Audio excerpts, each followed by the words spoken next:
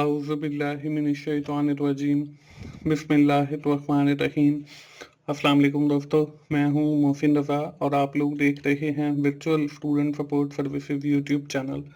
दोस्तों, आज की जो मेरी वीडियो है वो MGT 602 एंटरप्रेन्योरशिप की हमारी जो असाइनमेंट नंबर 1 आई हुई है फॉल 2020 की, उस हवाले से है।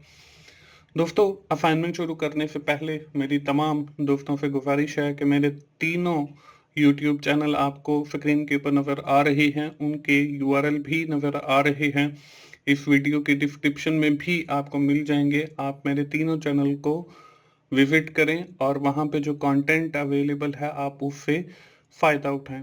दोस्तों, 24 आवर 7 टीचर्स ऑनलाइन के ऊपर मेरे अपने रिकॉर्डेड लेक्चर्स अवेलेबल हैं और की टू सक्सेस के ऊपर मैं आपको मिड टर्म की तैयारी, आपके ग्रैंड क्विज की तैयारी और आपके फाइनल क्विज की तैयारी के हवाले से वहाँ पे काफ़ी अच्छा मटेरियल अपलोड किया है। आप तीनों चैनल्स को विजिट करें और वहाँ पे जो कंटेंट अवेलेबल है उससे फ़ायदा उठाएं और साथ ही मेरे तीनों चैनल्स को आप सब्सक्राइब भी कर दें।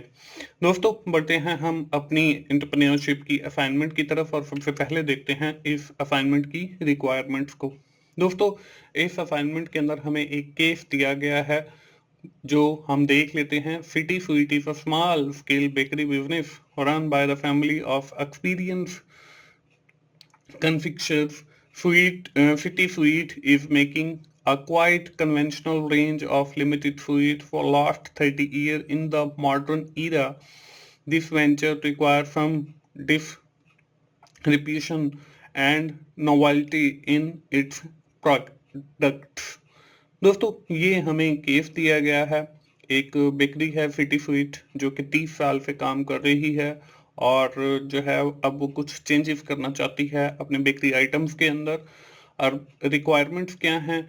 What are the source of more frequently used for a new idea for entrepreneur के एंटरप्रेन्योर जो है उसके पास कौन कौन से सोर्सेज अवेलेबल हैं through which they get idea for new business और लॉन्चिंग अ न्यू प्रोडक्ट। वो कहाँ से आइडियाज ले सकता है? Second question is how existing companies competitor can help Fitisuit to hunt the new business idea। कि कैसे जो existing companies हैं वो हंट करेंगी उसके न्यू बिजनेस आइडिया को। तो दोस्तों, ये है हमारी इस असाइनमेंट की रिक्वायरमेंट और इसमें हमें 2 क्वेश्चन दिए गए हैं। दोस्तों, हम जो पहला क्वेश्चन दिया गया है कि कौन कौन से वो सोर्सेज अवेलेबल हैं जहां से वो न्यू बिजनेस का आइडिया ले सकता है, इसकी तरफ बढ़ते हैं और स्क्रीन के ऊपर आपको पहले क्वेश्चन का जो है वो आंसर नजर आ रहा है। इसमें काफी सारे आपको सोर्सेज दिए गए हैं जो आपके हैंडआउट्स में मौजूद हैं। मैं इनको थोड़ा डिटेल में पढ़ लेते हैं हम लोग और इसके बाद कुछ सोर्सेज ऐसे हैं जो मैंने खुद से भी राइट डाउन किए हैं, वो आपको अगली स्लाइड पे दिखाता हूं। तो आप इन सोर्सेज में से ये क्वेश्चन जो है चूंकि 2 से या 4 मार्क्स का है तो आपने इसमें बिल्कुल थोड़ी थोड़ी डिटेल डाली। इसमें जो पहली बात लिखी हुई है वो है आपके कस्टमर्स। तो कस्टमर कैसे सोर्स बन गया इंफॉर्मेशन का? कस्टमर जो हैं वो बेसिकली हमें बताते हैं कि कौन सी प्रोडक्ट की उनको ज़रूरत है, मतलब वो जो फीडबैक दे रहे होते हैं उससे हमें पता चलता है कि कस्टमर को जो है इस प्रोडक्ट की ज़रूरत है, ये उसका साइज होना चाहिए, ये उसका कलर होना चाहिए। तो जब हमें ये पता चलेगा कि ये जो प्रोडक्ट है ये हमारे कस्टमर की नीड को सेटिस्फाई करेगी और हम जो है उस प्रोडक्ट के साथ एक नया कारोबार शुरू करते हैं, तो कस्टमर जो है वो समझ लें हमारे पास मेन सोर्स बन गया इंफॉर्मेशन का to starting the new business और वेंचर। इसके बाद है एग्जिस्टिंग कंपनीज। अब एग्जिस्टिंग कंपनीज कैसे हमें हेल्प आउट करती हैं in finding the new idea for starting a new business.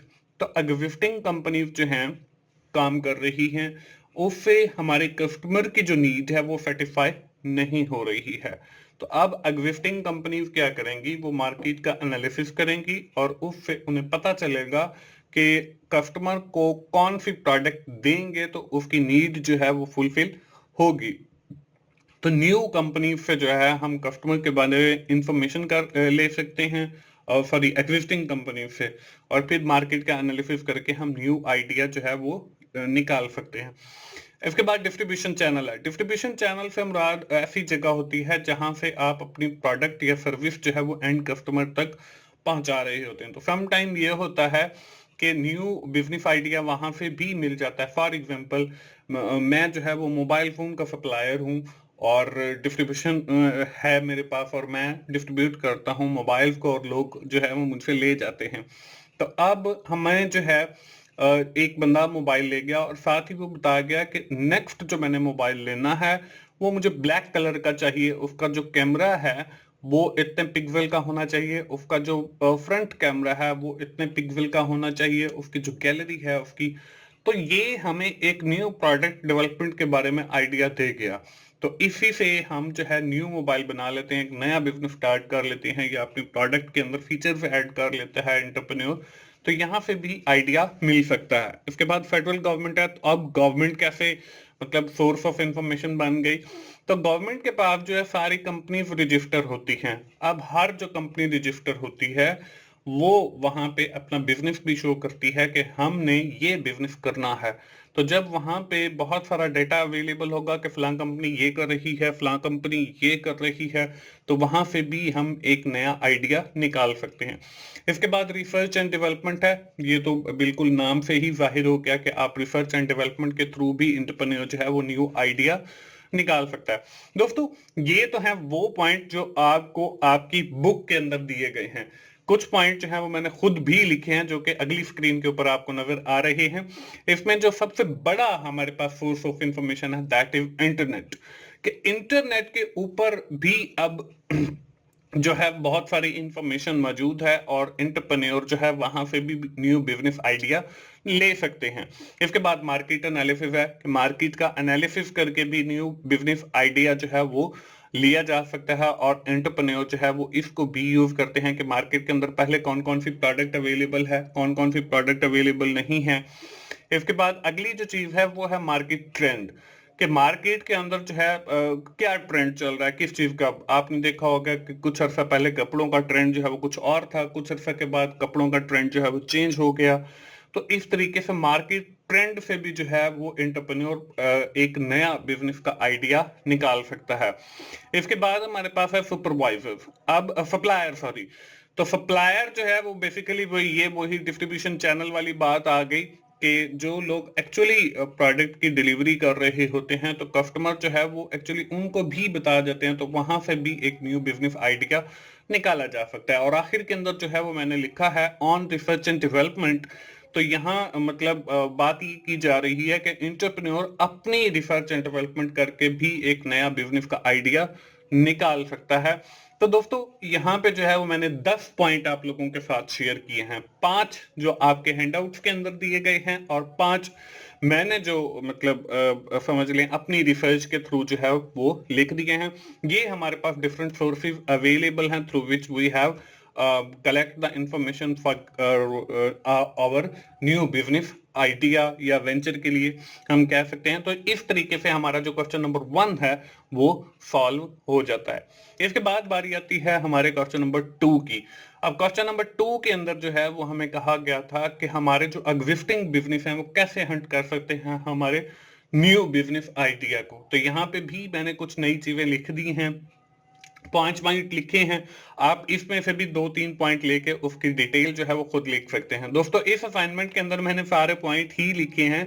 In points को लिखने का मकसद ये है कि हर बंदा जो है वो डिटेल अपने अल्फाज में लिखेगा और चाहे तो वो इनमें से कुछ पॉइंट ले ले, कुछ को इग्नोर कर दे, कुछ अपने ऐड करके आप प्लस माइनस करके जो है असाइनमेंट बना सकते हैं। और मैं आपको एक बात और बताता चलूं कि मेरी जितनी भी वीडियोस होती हैं वो सिर्फ और सिर्फ आपको आइडिया देने के लिए होती हैं और आप उससे एज एन आइडिया ही परसीव किया करें।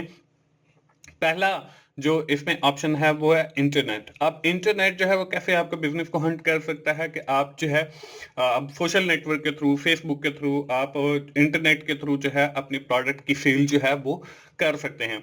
दूसरा जो मैंने यहाँ पे लिखा है वो एड फीचर्स है कि आपकी जो एग्जिस्टिंग प्रोडक्ट आइटम है, जैसे ये स्वीट बेकरी है, मतलब सिटी स्वीट है तो ये स्वीट्स के आइटम बनाते हैं या बेकरी के। तो वहां पे अपनी प्रोडक्ट के अंदर फॉर एग्जांपल पहले जो है वो मीठे बिस्किट बना रहे थे तो अब वो नमकीन बिस्किट बनाना शुरू कर दें, ठीक है। इसके बाद न्यू आइटम है, न्यू आइटम में पहले जो है वो बिस्किट बना रहे थे, अब वो कोकोनट वाला बिस्किट बनाना शुरू कर दें, तो ये एक न्यू आइटम, तो इससे भी आपके बिजनेस को जो है वो बूस्टअप मिलेगा। इसके बाद न्यू मार्केट है, पहले जो है वो सिर्फ लाहौर के अंदर अपनी प्रोडक्ट्स को सेल कर रहे थे, अब वो जो है सप्लाई मुल्तान के अंदर भी, मतलब उन्होंने एक नए मार्केट जो है वो चेंज कर लिया, तो इससे भी आपका कारोबार जो है वो उसको बूस्ट मिलेगा। इसके बाद न्यू टारगेट है, new target with respect to the customer है कि पहले आप जो है वो बड़ों के लिए प्रोडक्ट्स बना रहे थे, अब आप जो है वो बच्चों के लिए बंटीज और बाकी चीजें बनाना शुरू कर दें, ये भी बेकरी का आइटम में आ जाएगा, तो इससे भी आपके बिजनेस को बूस्ट मिलेगा। तो ये कुछ मेथड्स हैं जिसके जरिए आपका बिजनेस को जो है वो न्यू आइडिया को हिंट कर सकते हैं। तो ये है दोस्तों हमारी असाइनमेंट एंटरप्रेन्योरशिप की। उम्मीद है आप लोगों को आइडिया मिल गया होगा। दोस्तों अगर आपको जो है वो आइडिया मिल गया तो आप अपनी असाइनमेंट बनाएं और खुद से जो है वो सबमिट करवाएं। दोस्तों मेरी फाइल्स नहीं होती और वो मैं कुछ लोगों के लिए ही प्रिपेयर करता हूं जो मुझे पे करते हैं, जो जॉब होल्डर हैं जिनके पास टाइम नहीं होता। अगर आप बनवाना चाहते हैं तो व्हाट्सएप का नंबर मेरा दिया गया है डिस्क्रिप्शन में, आप मेरे साथ भी कांटेक्ट कर सकते हैं। मैं पर सब्जेक्ट जो है असाइनमेंट जीडीबी और क्विज करता हूं।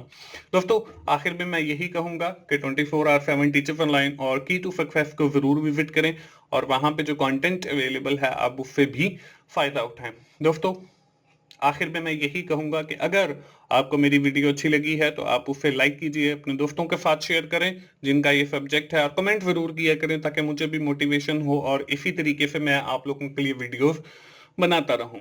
दोस्तों मिलते हैं अगली किसी असाइनमेंट सोल्यूशन के साथ या जीडीपी सोल्यूशन के साथ। उस वक्त तक के लिए अल्लाह हाफिज।